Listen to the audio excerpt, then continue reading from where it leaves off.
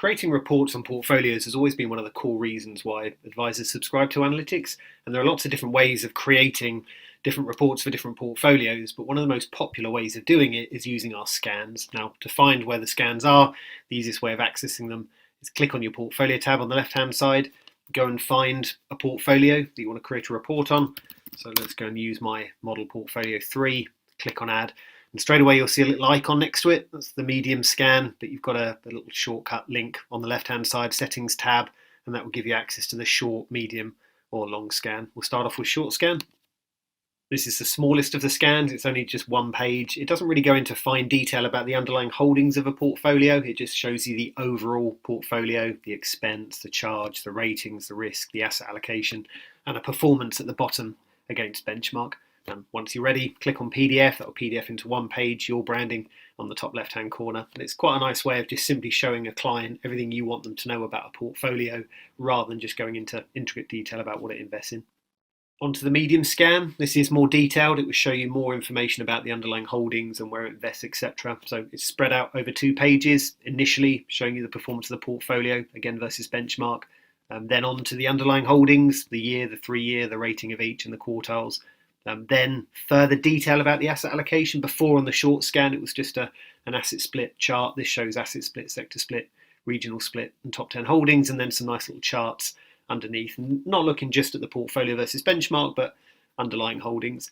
Now, any part of this report can be adjusted. So to start off with these charts, if I wanted to show something slightly different, I don't want to show the 2 bar charts here, so I might want to show volatility instead. I'll show the volatility of the portfolio versus benchmark. There's a few options to choose from, and actually I can take them out completely. So if I don't want to overload the client with too many charts, I can select none at the very top. So I'll have nothing there and nothing in there, and I'll just simply lead with 3 charts.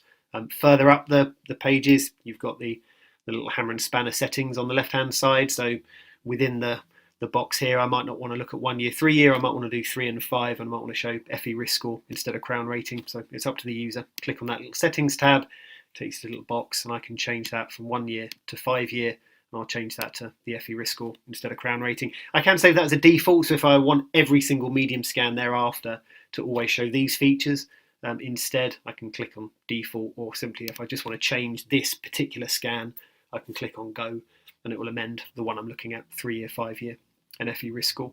But there are parts of the report I can take out completely. So again, if I click on that settings tab at the very top here, I, for example, have created a default template that doesn't show a ratio table. By default, usually a ratio table is also loaded up within the medium scan that shows alpha, beta, R squared, volatility, etc. But for me, if I was an advisor, it's probably unlikely I want to show the client that level of detail. I might not want to go into too much detail again on the asset split, sector split, regional split. So again, we can take those out. There's also quite a useful little freeform text box that I've included on my version of analytics, and the same logic applies. Do I want to apply these settings to this particular report I'm working on, or do I want to save this as a brand new default? Quick note on that freeform text box, it just allows you to put a bit of a summary at the very top. So if I were to give this to a client, I can just use this for an internal document to see how a portfolio is performed and what it invests in, etc. But I might also be using this as a health check report or some sort of yearly review for a client. So I might want to set the scene at the top, write a few notes, explain maybe what I like and dislike about the portfolio, maybe reasons why I'm making changes. Again, it's entirely up to you. And then once you're done, click on PDF, and that will allow you to provide that to the client.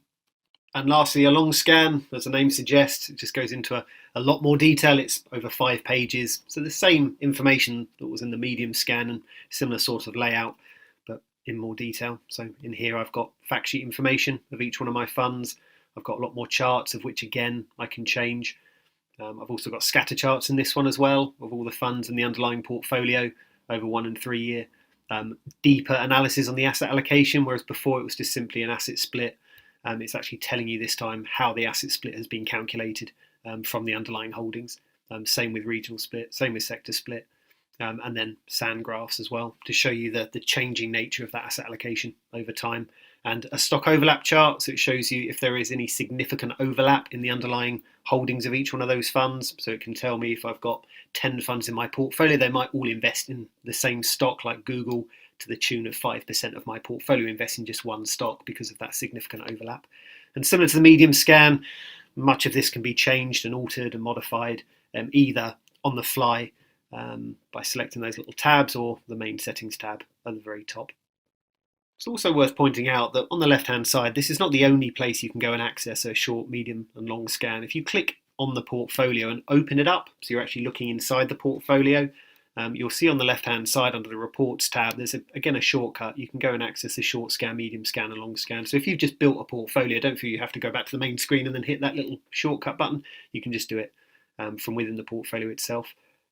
Incidentally, I've mentioned a couple of times in this demo the fact that these reports are displaying a particular benchmark of that portfolio. The benchmark is simply pulled in from down here. So whenever you create a new portfolio on analytics, by default, the benchmark's going to be the FTSE All-Share. So pretty much every report you create, if you haven't changed that, it will simply reflect the FTSE All-Share as the benchmark. You've got a couple of options here if you do want to change it to something else.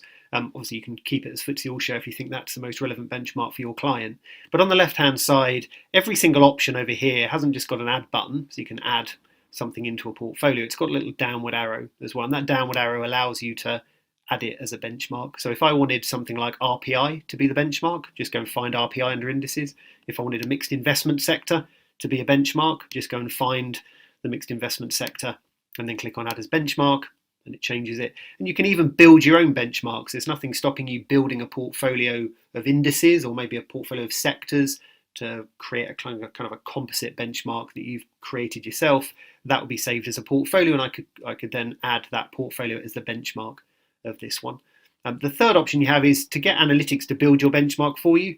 If you just click on that tick box there, it creates on the fly a benchmark for this portfolio. Now what it's doing is it's looking at your portfolio, looking at every single fund in the portfolio. It understands that every single fund is part of a particular sector. I would imagine that's part of the gilt sector, the Japanese sector, the UK sector, and it creates its own benchmark, aggregates all of those sector averages together at the appropriate percentage splits. So you have a benchmark of that portfolio that's simply made up of all of the sector averages that your funds are part of.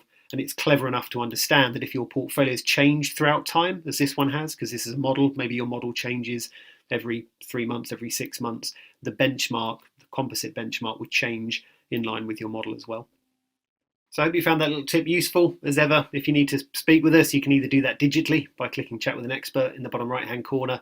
You can click on the phone icon on the left hand side and click contact us for our help desk, or you can click on training and guides, schedule a training session, or look at one of the many guides we've built into the system.